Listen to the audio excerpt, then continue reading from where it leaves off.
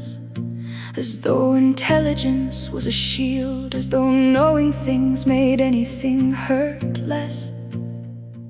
But knowledge did not stop fear, knowledge did not stop pain, knowledge did not stop hands from shaking. When the world went dark, I was 12 years old, when a basilisk found me 12, frozen in a corridor. A child turned into proof that danger had entered the school. Everyone promised was safe, and after that I studied harder, because that is what I did. When I was afraid, I prepared, I planned, I learned, as though enough knowledge could keep death from finding us again. But fear does not care how many books you have read. You called me brilliant, I was terrified. You called me prepared, I was surviving. You called me the brightest witch of my age. I was a child trying to become useful enough that nobody would leave me behind. Because if I knew the answer, maybe I mattered it. If I solved the problem, maybe I was safe. If I kept everyone alive, maybe I was worth keeping.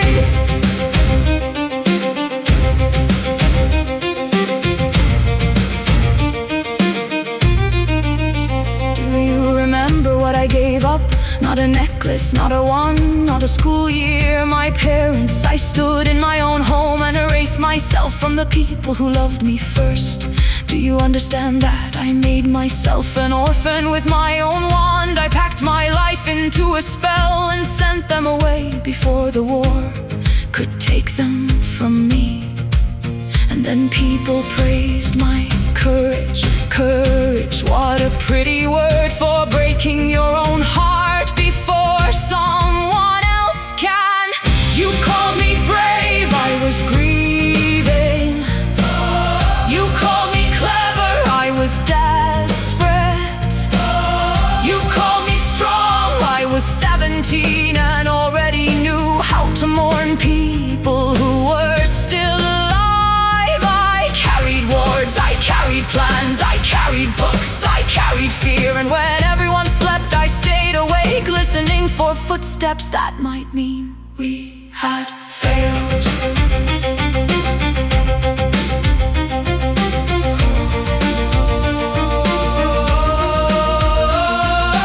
Then came the letters, the insults, the hate, the world turning cruel because a newspaper gave them permission. They called me names, spat poison into envelopes, and threats like I was not still a girl trying to survive school. And I learned that being seen can be another kind of danger than Malfoy Manor, stone floors, cold walls, Bellatrix Lestrange standing over me. With madness in her eyes, my name became a weapon in her mouth. Mud, blood, mud, blood, mud, blood, and every scream tore through me while my friends were forced to listen. Do you know what humiliation tastes like? Blood, tears, dust, and the knowledge that someone hates your existence more than they fear your pain.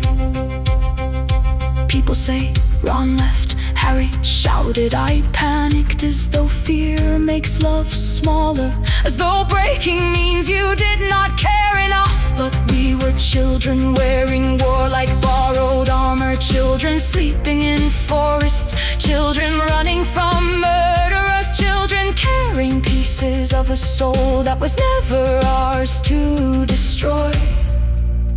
And still I stayed, still I cast the wards, still I packed the bag, still I remember the spells, still I held the pieces together, because someone had to. Because if I fell apart, who would catch us?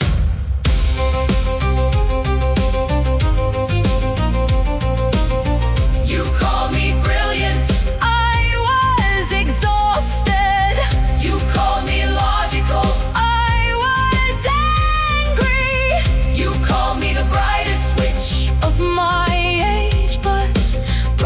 brightness burns, brightness costs, brightness means everyone expects you to light the way, even when you are dying in the dark. I was not just the clever one, I was not just the plan, I was not just the girl with the answers. I was Hermione Granger, a daughter who erased herself, a girl who was tortured, a child who held up words against a war. Idols fail to stop, and still I chose kindness still, I chose justice still. I chose to build a world where frightened children would not have to become soldiers to be heard. People remember my answers, fine, let them, but remember this too. Every spell I cast, every book I carried, every plan I made, every night I stayed awake was not because I was fearless. It was because I was afraid and refused to let fear be the smartest thing in the room.